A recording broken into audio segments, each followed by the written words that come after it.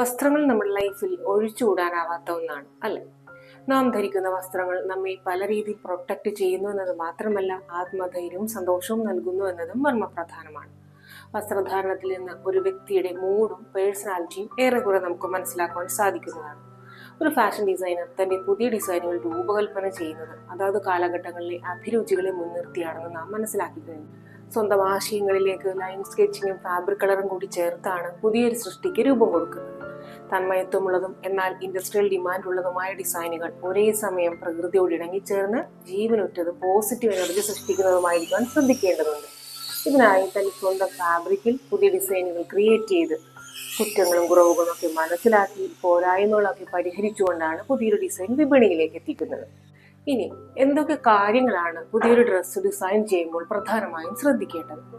ആവശ്യക്കാരൻ്റെ age, gender, personality, figure എന്നിവ കൂടാതെ എന്താണോ ഈ ഡ്രസ്സിനുള്ള ആവശ്യവും അതിനുള്ള സന്ദർഭവും എന്നതുകൂടി പരിഗണിച്ച് വേണം പുതിയൊരു ഡ്രസ്സ് ഡിസൈൻ ചെയ്യുവാൻ.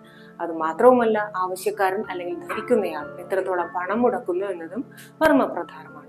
ഒരു ഫാബ്രിക് വാങ്ങിക്കുന്നതിന് മുൻപ് തന്നെ മെറ്റീരിയലിന്റെ ടെക്സ്ചർ, പ്രിന്റ്, കളർ എന്നിവ തീരുമാനിച്ചുകൊണ്ടുള്ള ഒരു ഡിസൈൻ ഫാഷൻ ഡിസൈനറുടെ മനസ്സിൽ നേരത്തെ തന്നെ രൂപം കൊണ്ടിട്ടുണ്ടാവണം.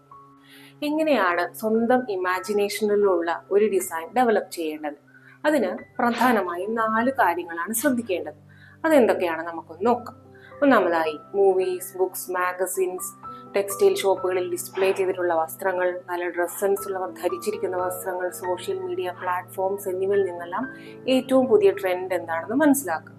രണ്ടാമതായി, നിങ്ങൾക്ക് ഇഷ്ടപ്പെട്ടതോ അല്ലെങ്കിൽ സ്വന്തം ഇമാജിനേഷനിൽ ഉള്ളതോ ആയ ഡിസൈനുകൾ ഫ്രീ ഹാൻഡായി വരച്ചോ ട്രേസിംഗ് പേപ്പർ ഉപയോഗിച്ച് പകർത്തിയെടുക്കുക. മൂന്നാമതായി, സ്വന്തം ഇമാജിനേഷനിലുള്ള ഒരു ഡിസൈൻ ധരിക്കുന്നയാളുടെ personality, style lines, decorative details എന്നിവ തമ്മിലുള്ള റിലേഷനൊക്കെ മുൻനിർത്തിക്കൊണ്ട് ക്രിട്ടിക്കലി അനലൈസ് ചെയ്ത് വേണം ഡിസൈൻ തീരുമാനിക്കുവാൻ. നാലാമതായി, നിലവിലുള്ള ഫാഷനെ പലതരത്തിലുള്ള പേഴ്സണാലിറ്റിയിലും ഏജ് ഗ്രൂപ്പിലുമുള്ളവരുടെ ജെൻഡർ, ഒക്കേഷൻ, പർപ്പസ് എന്നിവ മുൻനിർത്തിക്കൊണ്ട് ഡിസൈൻ ചെയ്യുവാനുള്ള നിരീക്ഷണ പാഠവും സ്വായത്തമാക്കിയെടുക്കുക.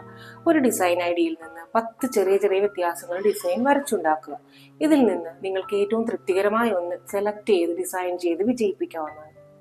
ഇന്നത്തെ ക്ലാസ്സിൽ നമ്മൾ പഠിച്ച കാര്യങ്ങൾ ഫാഷൻ ഡിസൈനിങ്ങിൽ ഉറപ്പുള്ള ചുവടുകൾ വെച്ച് മുന്നേറുവാൻ ആവശ്യമുള്ളവയാണ്. നിങ്ങളുടെ സങ്കല്പങ്ങൾക്കനുസരിച്ചുള്ള രൂപകൽപ്പനകൾ സൃഷ്ടിക്കുവാൻ സഹായിക്കുന്ന പാഠഭാഗങ്ങളുമായി അടുത്ത മൊഡ്യൂളിൽ നമുക്ക് കൂട്ടുകൂടാം. Fashion theory with ജസ്റ്റിനോടൊപ്പം.